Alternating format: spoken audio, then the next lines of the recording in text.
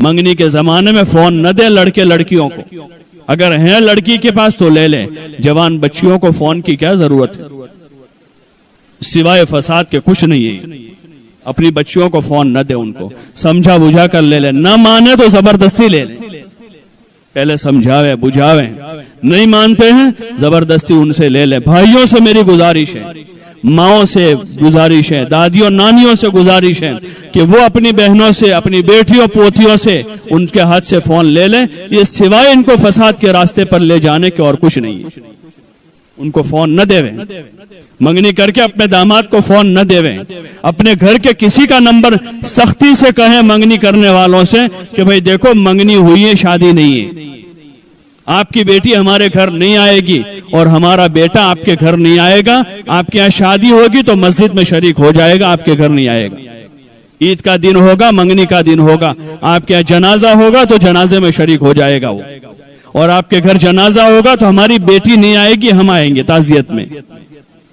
جنازے کے پہ ہماری دادی بیمار ہے، آخری ان کا منہ دیکھنے کا ہے تو بہو کو لے جائے، پھر ان کی تمنا ادھور، ارے ان کی تمنا تو ابھی کلمے کی کراویں، ابھی تو کلمہ تلقین کرنے کا وقت ہے، بہو دکھانے کا وقت ہے یہ، تو اس لیے لے جا رہے ہیں۔ اور بہو دیکھنے کے لیے وہ ان کے گھر کے لڑکے جمع ہوئے ہیں کہ ابھی آنے والی ہے وہ، اور لڑکے کے دوست جمع ہو رہے ہیں کہ اس کی بہو آ رہی ہے ابھی۔ بے حیائی کے تماشے ہیں سارے، اللہ کے واسطے اللہ سے ڈریں، حیا کریں۔ منگیتر ابھی جو ہے وہ نکاح میں نہیں گئی ہے، وہاں تک وہ نہ بیوی ہے نہ وہ اس کا شوہر ہے، نہ ان کو فون دے، نہ فون سے بات کرنے کی اجازت ہے، نہ وہ ایک دوسروں کو اب دوسری بار دیکھ سکتے ہیں۔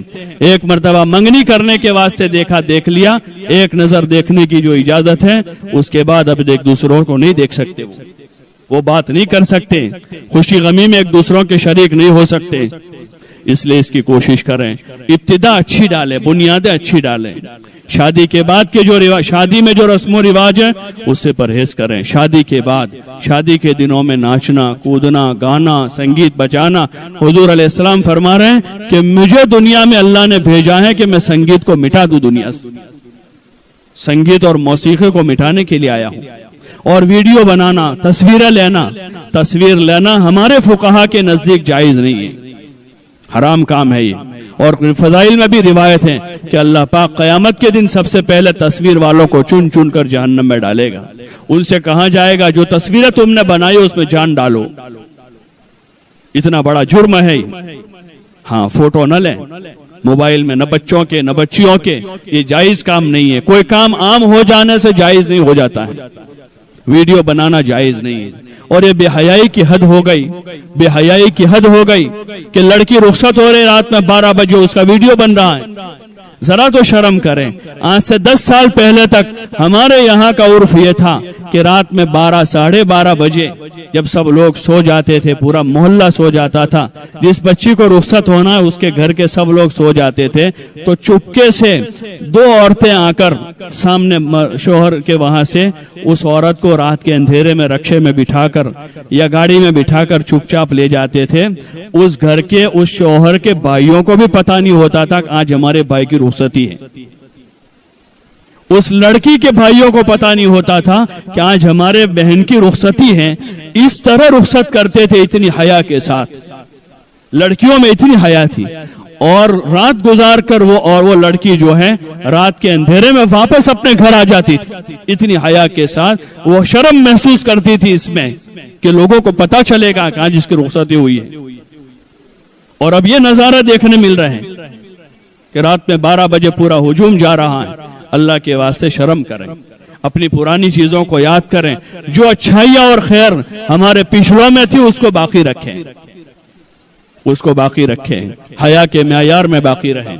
ویڈیوگرافی کرنا، اس طرح باہر گھومنا اور اس طرح لڑکے لڑکیوں کا اختلاط، یہ بے حیائی کی حدیں، یہ جانوروں کی صفت ہے، یہ انسانی صفت نہیں ہے، یہ جانوروں کی صفت ہے۔